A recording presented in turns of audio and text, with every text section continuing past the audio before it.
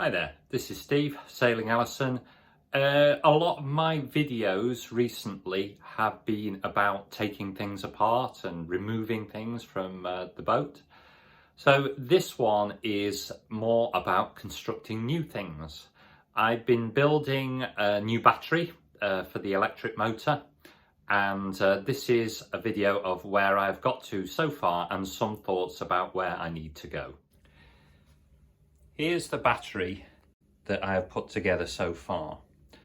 The new electric motor that I'm installing on Alison is 48 volts, so I need a 48 volt battery.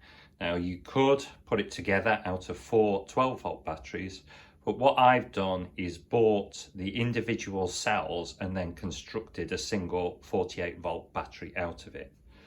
So these cells come from China, and they are 280 amp hours. So there's a lot of power in here. And I think the maximum current that they allow is 300 amps. We've got the Daly BMS battery management system here. That's got a maximum current of 300 amps. So it will actually cut off the battery. It will protect the battery if we try and draw more than 300 amps. And quite inadvertently, I've actually tested that out. This bunch of wires here are sensor wires, so it senses the voltage of each individual cell. And what happens is when it's charging up, if one of those cells gets out of balance with the other, it will actually shut down the charging for a while. Wait till everything equalizes and then it will start charging again. The other thing that you'll notice is that at the moment the BMS is perched on top of the battery. This is because these sense lines are actually too short for a 48 volt battery to get them all on. But what I'm going to do is, once I know how I'm going to put this into the boat, because I might have the battery just as one long line of 48, or I might have it similar to this as kind of two 24s, if you like. Although I'm going to change it so that this is these connectors are cables, so that I can neaten it all up a bit. Once I've done that, then I can decide where the BMS is going to go, and I will extend the wires just as I need to. So that's why it's like that on this piece of foam at the moment. That's by no means what I'm going to do in the long term. You can see on here, I've ended up with loads. This is the battery minus, so that's a kind of 0 volts. Here's the battery plus, that's at, well, 53 volts, I think, at the moment, nominal 48. So you can see that I've temporarily put a big bolt in there.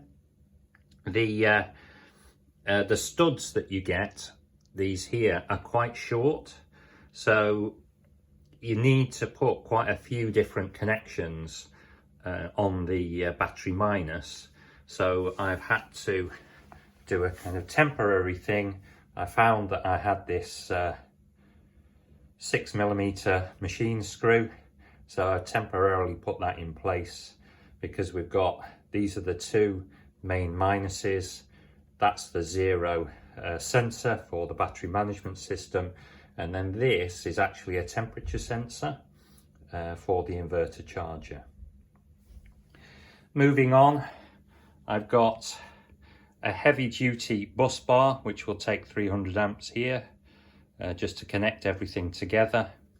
So you've got the two negatives coming out of the battery management system, and then this is going across to the charger.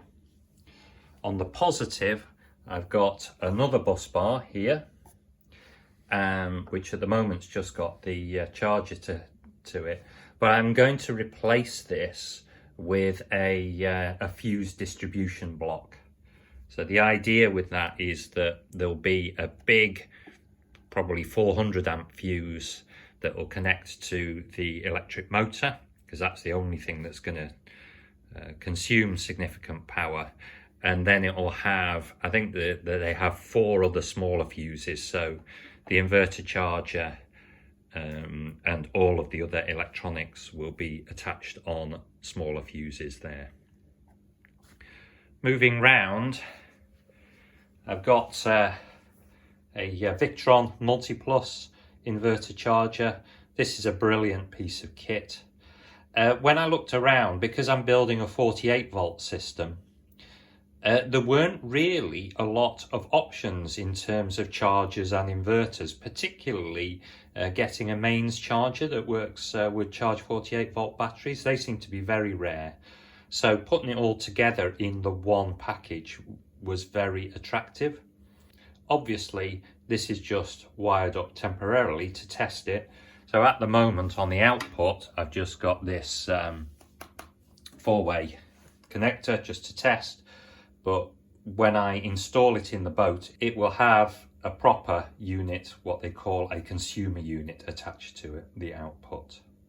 So you can see I've got the 2 wires going from the battery into the charger here, and then we've got this is the temperature sense wire.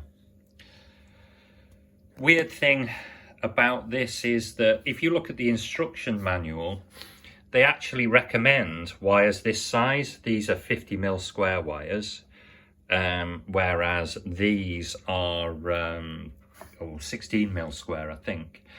And I didn't really get that, because when you do the calculations, you know, this is rated for 450 amps, something like that.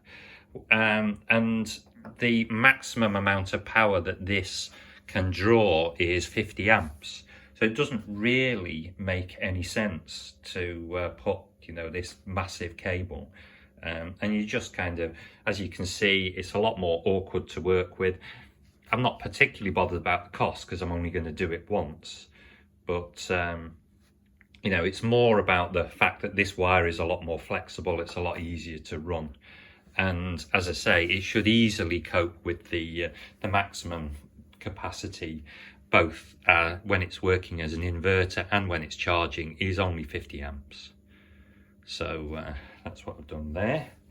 Moving further back, after a lot of research, decided to buy one of these. This is an isolation transformer. Very important when you're on the boat for lots of reasons that you can see in other videos, that the mains on the shore is isolated from the mains on the boat. So that's what this achieves. The other thing that's really good about the Victron one is that it's able to transform between 230 volts, which is what you'll get in the UK and in Europe, to 115 volts, which is what you get in the US. So that means if I ever take Alison over to America, I'll be able to use shore power there as well, just by changing some jumpers on the inside. The other thing that it says on the instructions for the isolation transformer is that there is supposed to be an RCD, residual current detector, so like a trip on the output of this. So I'm going to do a bit more research and if necessary connect one up. I'm not sure whether it will be, because there's a lot of protection on the input of this Multiplus, so it may be a bit of overkill.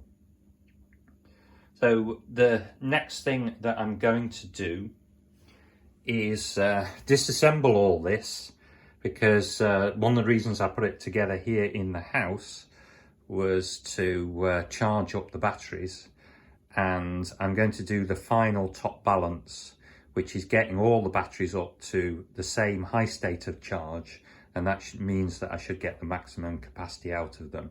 Then it's all disassemble and down to the boat. A quick look at the tools that I've been using. This is for the big battery crimp terminals.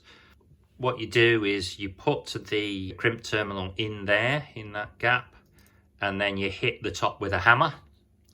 That seems to work pretty well. It gives you a very good connection. And then for the smaller terminals, I've been using this.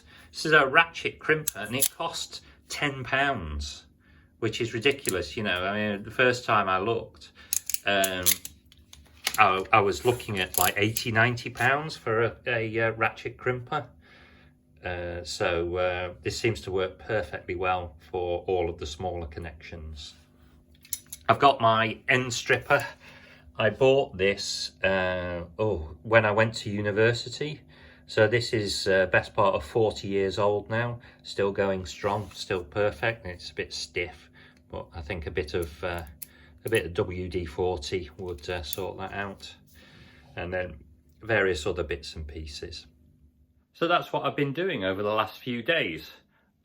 Next step is I'm just waiting for some marine ply to arrive. It should have arrived on last Tuesday, but once that's in, I'll be able to build the platform and this kind of boxed area in the back of Alison, and then put all of this electronics into the boat. Really looking forward to doing that, and today I'm going to get in touch with them and find out what's happened to my plywood. Because I've got next week off, so it would be really good if it arrived in the next couple of days so that I could get to grips with that. Bye for now.